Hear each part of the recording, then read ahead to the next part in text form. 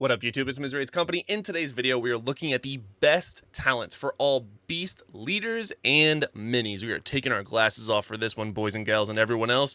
Now, before we get started, I do want to give a very special thank you to Warcraft Rumble for sponsoring today's video and the overall channel. I want to make sure that you guys get every opportunity to progress your account as fast as possible. But what do you need to do before you can progress your account in Warcraft Rumble? Well, you need to download the game. So if you haven't already, download the game right now for absolutely for free on both the Play Store and iOS, in the link in today's video as well in the comment section. I will pin it to the top so you can't miss it. So no excuses for not trying Warcraft Rumble totally for free. Now, once you've downloaded the game, come back to the video and let's talk about the best talents for the Beast family. First up is Hogger. Hogger is probably, gosh, dare I say, my favorite Beast leader. He is an absolute beast.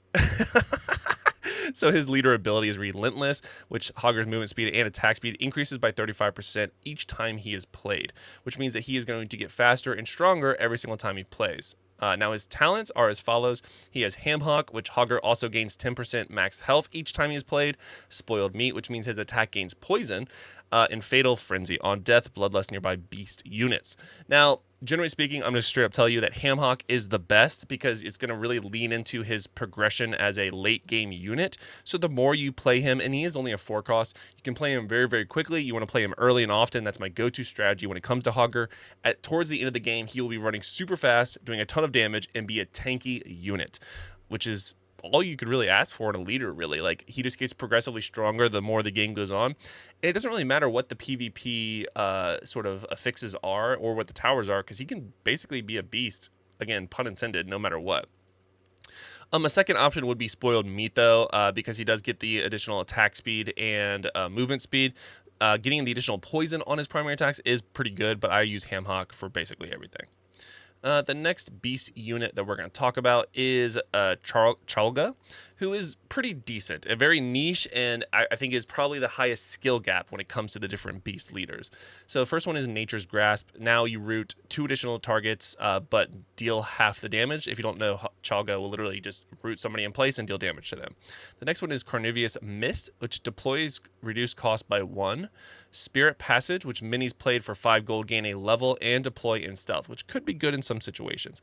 I think in most cases, Carnivorous Mist, Carnivorous. I said it the first time, and now I can't say it. I think this one is specifically good because you basically share your minis and hands share the same cost, which is pretty awesome. And by lowering Chalga's cost to 1 is pretty fantastic. It allows you to then use more expensive minis such as like Deep Breath in this deck, like you can see, which costs 4. But if I use Deep Breath as soon as it comes into my hand, it's almost guaranteed to be a 1 cost with everything else that I have in my hand with all these other units. I have 1, 2, 3 1 cost units, 2 costs, 1 3 costs. So as soon as Deep Breath comes in, and I know this isn't a deck video, but just explaining how Chalga works. If I use it right away and it gets out of my hand, then I won't ever have to deal with that 4 costs in my Chalga deck. Now, moving on is going to be Old Murkai. Old Murkai is someone who I'm just not good with. I think he is very good in general. They progress incredibly well on the PvP towers, but it is just not a deck that I am good with. So the first one is Tip of the Spear for talents, which is all of your Old Murkai, all of your hunters will now spawn at Old Murkai's location instead of at your base. So if you don't know, as soon as you play Old Murkai, any other units you use for a short amount of time will activate March of the Murlocs, which is additional Murlocs will spawn for every time you use additional units. So you want to have a very low cost deck. Next up is Marathon of the Murlocs, which basically increases the duration of March of the Murlocs by 5 seconds. Electric Eel is attacks briefly stun enemies. That's only for him, not all of the Murlocs. I've seen people use this. I use Tip of the Spear the most because I do want to make sure that I have everyone spawn on him. It's a little bit more controlled. Otherwise, they spawn at the back of the base. So if I use Old Murkai at a front tower, all of my other Murlocs are spawning at the back. So they're basically just going to get picked off one by one. But if I'm using a little bit more expensive deck, I will use Marathon of the Murlocs. So both situational. Tip of the Spear is the one I would go to first, though. Now, as for the minis for the beasts, they have some very, very strong ones. Raptor is a really good one for the old Murkeye deck because they ramp up. So every time you use a raptor, you can then use another raptor for one cost. So you get 1 raptors, 2 raptors, 3 raptors, and so on and so forth. Almost all of their talents are good, but let's go ahead and look at all of them. So strength and numbers deal 10% more damage for each other raptor nearby. Fast food on kill, heal a small amount of damage. Motivation, gain bloodlust while a chest or gold vein is nearby. Generally speaking, strength and numbers is going to be the go-to because that's going to be how you want to play raptors, is that they are, you're going to use them in bulk. You're not just going to use one raptor and be done. You're probably going to want to use them 2 or 3 times. So you will likely end up with more amount of raptors. So that's what I would go with.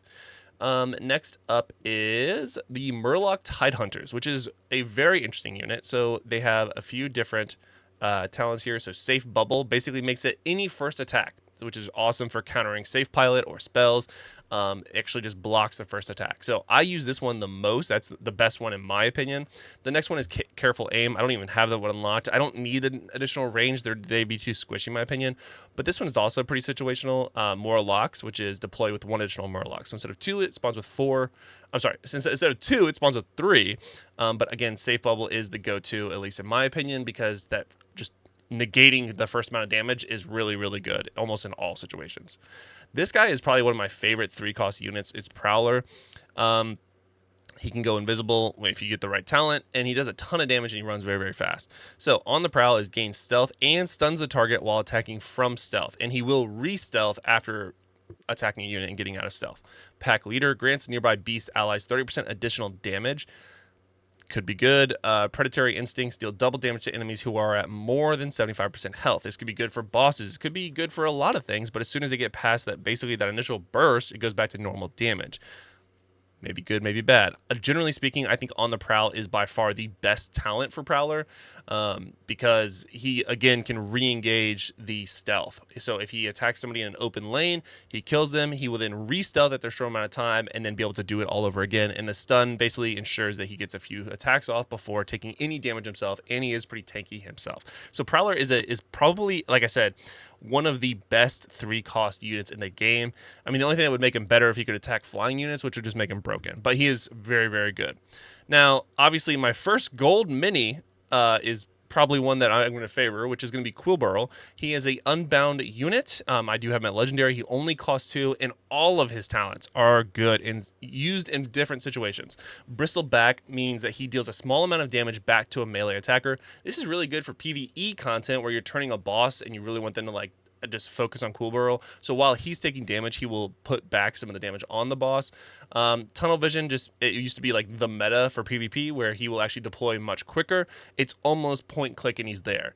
But then Bramble Burst, as of recently, has been doing really, really good, which is inflicting a poison on nearby enemies. So I don't really have a best talent for him, but I am using Bramble Burst currently the most. But I think Tunnel Vision is probably the next up in my opinion. But again, you could argue all 3 of these. All 3 of these are good, so you can't go wrong with Quillburl, thankfully. All right, we have now for the minis. So first up is Harpies. So many good talents for the Harpies. So the first one is Infectious Swipes, which is gaining poison. So now they will deal poison damage to the units, and it's all 3 of them. Trinket Collection, so now it increases the cost from 3 to 4, but they get the minor talent, which means they can mine gold for you. Talent, which is going to be good as long as they get that 1 additional gold for you. So keep that in mind. Talon Dive, deal double damage on the first attack. Now, all 3 of these are very situational. Like I said, the Trinket one is good if you're guaranteeing yourself to always get 1 gold. It breaks you even.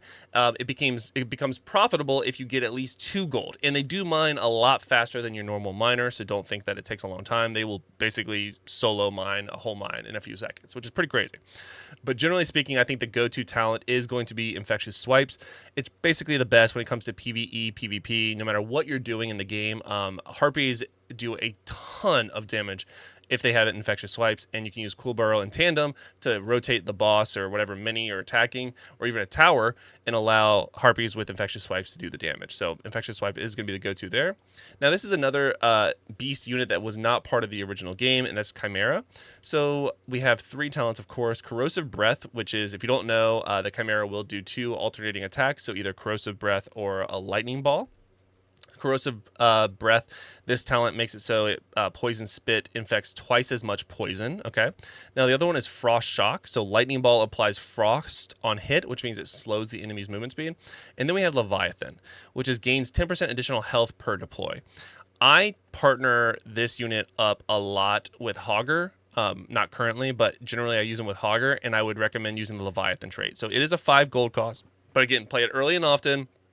Like I said with Hogger, and he actually does a ton of damage and becomes a pretty tanky flying unit.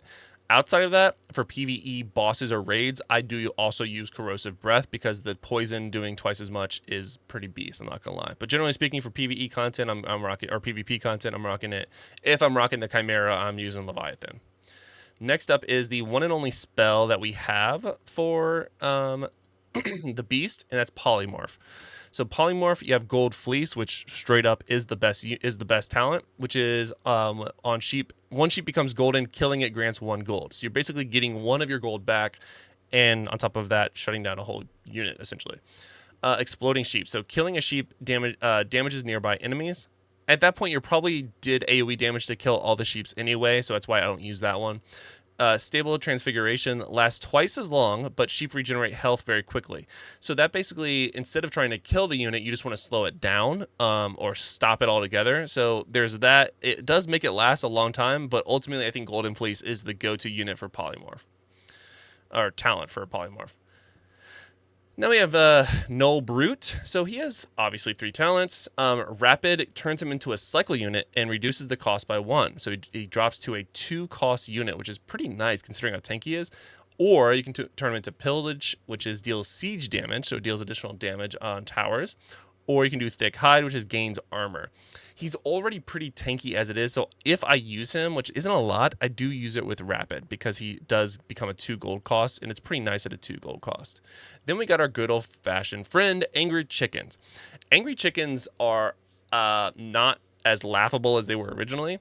So Sacrifice is nearby beast allies will consume a chicken to heal them. So if you're using a full beast deck, they will literally eat a chicken, and you do spawn with a bunch of them, but it actually heals your beast unit. So I've never used that talent, but you definitely could. Furious Fowl, it means they gain fury.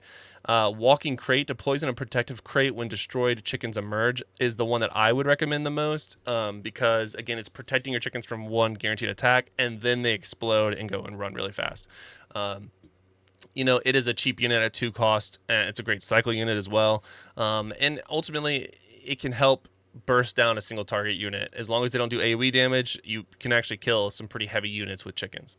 Next up is another cheap unit, which is going to be Spiderlings. I don't use these guys literally ever. I couldn't even tell you offhand which talents they have.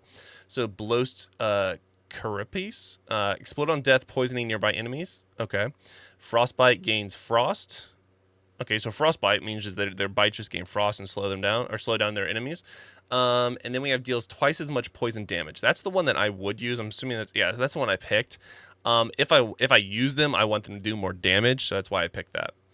Last but not least, we have these guys, and man, vultures, have they come back into like a meta for like multiple decks or what? I'm seeing more and more people utilizing vultures in both PvE and PvP, but especially PvP. So vultures, every time they kill a unit, they will spawn another vulture. So at a 1 cost, you get 2 vultures, and if you attack a ground-only unit, you're basically guaranteed to kill it eventually, unless it's a huge tank, and then you get another vulture out of it. So it has some ramp-up ability. So the talents are as follows. Tendon Rip attacks daze enemies for 3 seconds. Feeding Frenzy, the flock gains Bloodlust for 5 seconds when spawning a new vulture. Migration, all additional vultures spawn at your base. Now, I unfortunately picked Feeding Frenzy, which is probably the worst one of the 3. In PvP, you're probably going to want Tendon Rip because that way it'll actually daze enemies for 3 seconds, which can almost guarantee you that you're able to kill them. And then Migration is situational because if you want to just keep having vultures coming and have a 1 cost unit that just keeps going for a while, then the Migration could be really, really good because the additional vultures aren't going to be spawning in danger. They will spawn back at your base. So either of these 2 are probably good, depending on, this is more good for PvE, this is good for PvP. Now that's going to do it for all of the beast units, guys.